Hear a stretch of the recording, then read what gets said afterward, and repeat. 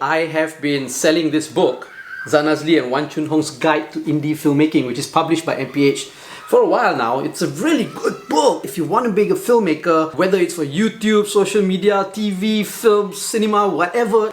This is the book to get. I'm going to make it more accessible and more affordable to all of you because I believe that everybody needs to become a filmmaker. The more filmmakers we have in the world, I think this world will be a better place to live in. Now it's available as an electronic book download on my website. I'm going to link it here. It's really cheap, it's really affordable. It's only 5 ringgit if you want to get the ebook version. Okay, 5 ringgit. It doesn't really cost much, right? It's just a little bit of something for me. I mean, it did take a lot of work to write. Each chapter of this book talks about one part of the filmmaking process. And for each chapter as well, I interview a local filmmaker. It's only 5 ringgit. It's only 5 ringgit. You're watching and listening to Fat Brain Film Club. I'm assuming I'm Zan Azli. And I'm sure. As usual, every week we watch a local film and we review it. And this week we're watching a local film and we're reviewing it.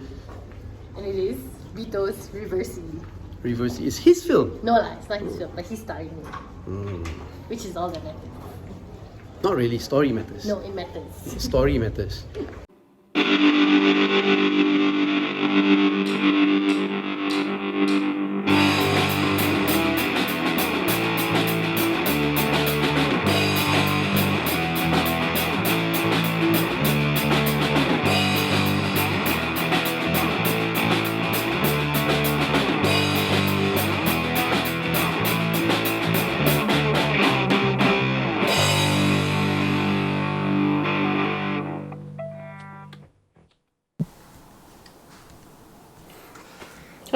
Okay, we watched Reversi! Anticipating, I was anticipating this film. 100% anticipating this film. I was anticipating it because of Bito Kushairi, of course. We are fans of Bito. I am not jealous at all. You have nothing to be jealous about, anyway. But yeah, we are fans of Bito.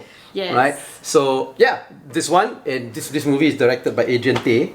We have also become fans of. We kind of have become fans of. Yeah. Well, I'll talk a little bit more about that. In the review about Adrian Tay's films, because I've got some things to say. Yeah. Right? Okay, so what is Reversi about?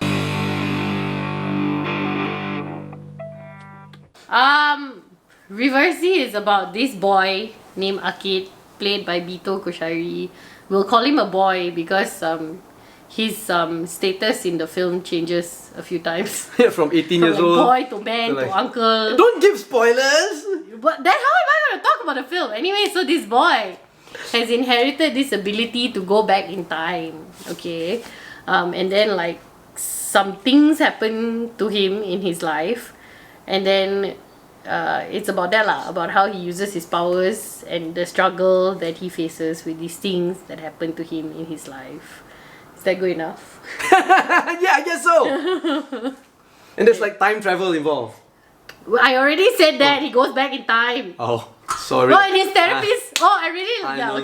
Are we talking about the film now? Okay, yeah. So what do you think about the film? The first thing I like about the film is the fact that he has a therapist. I really love that. However, I felt like the depiction of his therapist's office was like way too fancy. We go to therapy, right? Government therapist. Yeah. Oh, we go to therapy, and we go to private therapy. And we don't have the therapist we have does not have an office like that. Overlooking like some rain. Japanese garden with like a stream going by. And there's no sofa. Yeah, and the therapy counseling room itself is bigger than our house. Damn, dude, this government therapy office is like. But the therapist is played by Chiraz Ali, whom we also like. After we watched Baba, I felt like, I did not know he could act. And he can act, right? But in Reversi, his character is limited lah. A supporting character. Very, very supporting. I love the fact that so basically it's almost like a prop lah for the story to move forward. He's almost like a prop. He's a facilitator. Facilitator for the story. Without him, the story cannot be narrated. Okay, so how do we feel about the film? Firstly, I feel very strongly about Bito's acting in this film. It's not, unfortunately for me, I was already ready to compare this film to Imaginur. Ah, yeah. Because the plot line is like somewhat similar but not really. Then after watching it, the obviously the style and the treatment is very, very different from Imaginur. It's got that Adrian Tay, like, not really action packed, but more action, more suspense, more like It's a lot of running, high streets, energy, running up more and down, high energy, jumping, you know. Intensity than Imaginur. But the premise of, like, you know, Bito basically losing someone is there lah.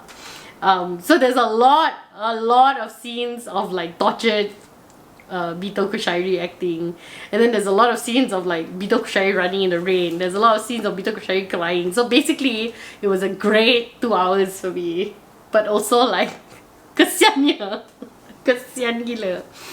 I don't know. I left. It did not have the same intense effect as Imaginur. Like I came out of Imaginur like wrecked. Okay, Imaginur broke me, but Reversi did not really break me lah. It just like it did make me feel a lot of feelings. There was a lot of things to contemplate about acceptance and loss and you know, Fate.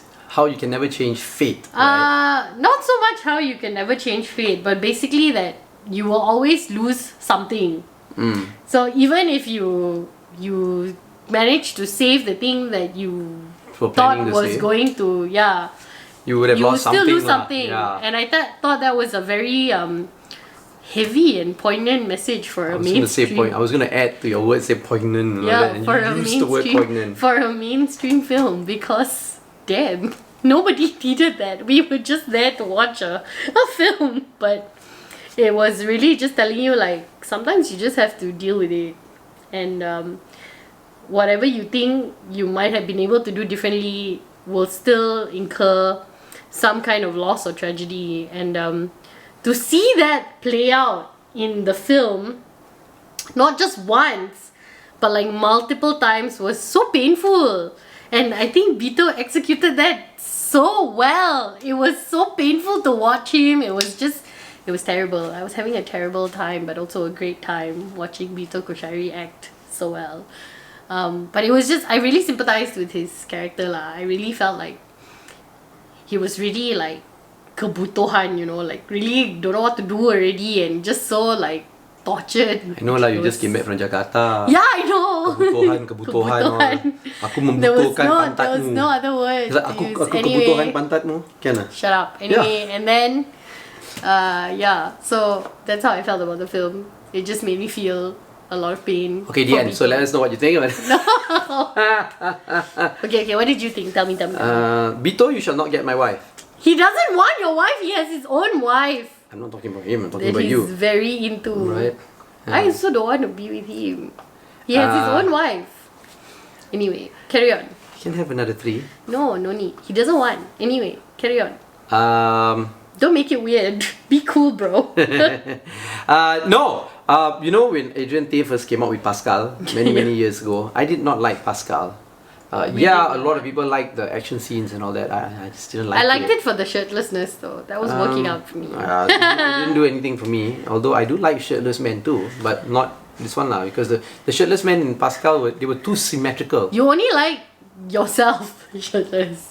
Nobody else. So that's like, what is there not to like about me being don't shirtless? take off your shirt. What is no. that? What is that? Oh my god. Anyway. See, there's a hint of a six-pack, you know? Okay, Anyway. in Pascal, I you can didn't see like. actual six-pack. But after the films that came out after Pascal, you know, one thing that I really like about Adrian Tay is that Progression. not progression. It's that he makes films with that same group of people, and they're like friends. No, but he ditched the Hyrule already. What? So he makes the films, you know, with the same group of people, and he enjoys it, and you can see that in this group of people that he makes films with. It's, you know, he's having fun lah. Remember when he was doing all these action films, right? Then they made a dumb one. And then he made that romantic, you know, slightly campish hotel comedy, right? And it was like totally out of his element. Yeah, but it was fun. It was fun. It was clearly fun. It wasn't very good. They were clearly just fucking Yeah, around. the film wasn't very good, Great. but it looked like they were having fun, right? And then he started like dabbling in like different types of storytelling, stories, you know. Remember the one, what was it? The one where Azrin played the two personality guy?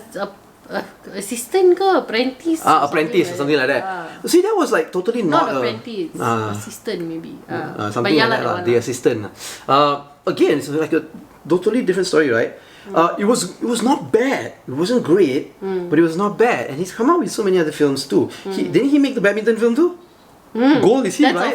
That's our favorite one. The one based on the true story about the Paralympian badminton, Lek Hao, right? Yeah, Chacat Liao. And you see, and now this film comes out, and I'm like, I have a like new respect for Adrian Tay, because he's just like, I'm gonna experiment, I'm gonna try. You know, it's not a genre that I'm used to, but I'll do it anyway. But he keeps getting better and better. We must say that now that he's broken away, not really totally, but you know, I think he's expanding. Yeah, expanding is the word. He's expanding, and look, the story is great. I mean, you're right. I also compared it with Imaginur, but I don't know. I think Imaginur is better. Imaginur broke you. Yeah, Imaginur is so much better. Imaginur came out to kill. Okay.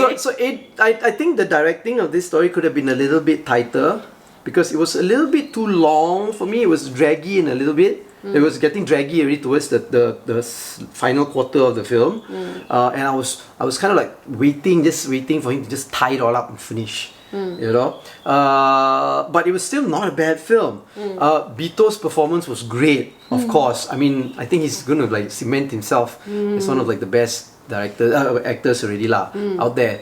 But it doesn't compare to his performance in Imaginur. It does not. Even though he cries a lot more in this one. Like Imaginur, he didn't cry a lot, but that one crying scene where he cried broke all of us. Yeah. It was like a kill shot. In this one, he cries like at least a quarter of the film is him crying lah. Yeah. And another thing that I really was happy with this film is that they got that acting mafia back together again. Yeah, you know, KLGU gang. Bito Kushairi, Zahiril Azim, Azan Rani. The only person, Hasnur Ahmad. Yes. Right? But the only person that was missing is Amirul Afendi. Yeah. Amirul Afendi, kenapa jadi petani? You know what I mean? And I was so happy to see this gang back together, because, oh my god, these are the actors of the future, or the actors now who's going to bring us to the future.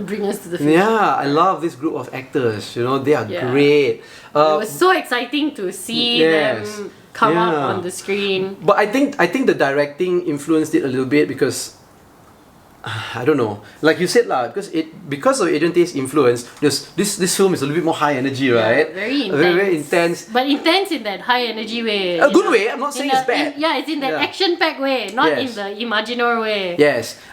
So maybe that kind of took away a bit from the dramatic acting.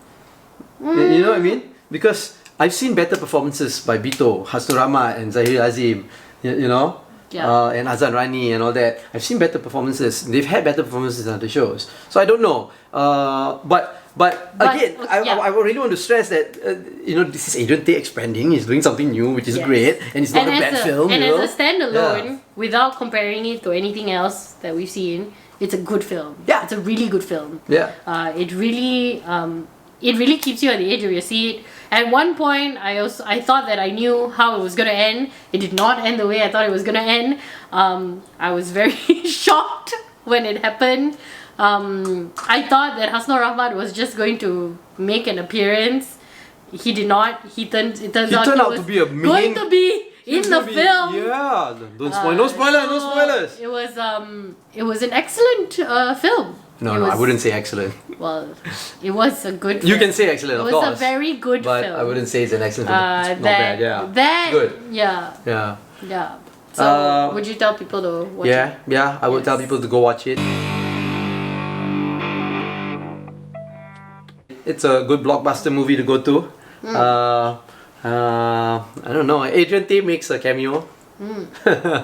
He does make a cameo, and I'm guessing he likes Aikido.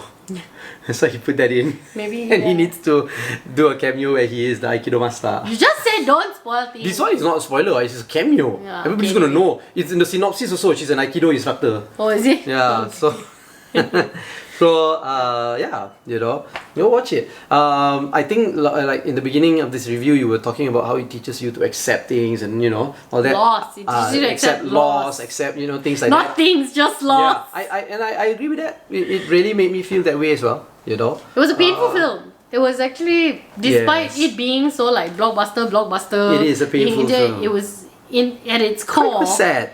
It is a very painful film. The thing about it is that the painfulness, the pain is not as amplified as in Imaginur, because Imaginur was like a slow burn, and then like you just like build up to that moment where you just kind of want to like die.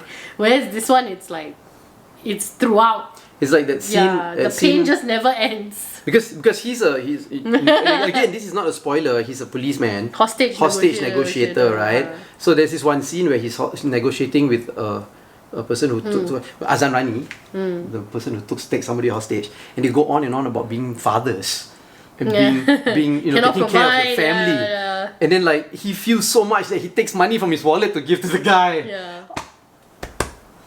You know what I mean? And it's not a standalone scene. It's not a standalone scene. So like everything story. in this film is like connected, and I loved how intelligent and sophisticated it was weaved together, but also not so intelligent that it became highbrow. So it's a great balance. Yeah. Excellent. I will say it's excellent. I would say it's good. So, will you tell people to watch this? We did that already. We already said it now. Oh, we did? Okay, so watch it. Please go watch it. Yeah, so let us know what you think. It's really nice, and let us know what you think. Yeah, okay. Like this Feel film. better, Bito. Don't like this film. Follow us. Subscribe to the channel. Yes. Follow us on all our social media platforms at FatBidin, or go to fatbidin.com to get everything. You've been watching and listening to the Fat Bidin Film Club. I'm assuming Azan Azli. And I am Shawai Mustawan.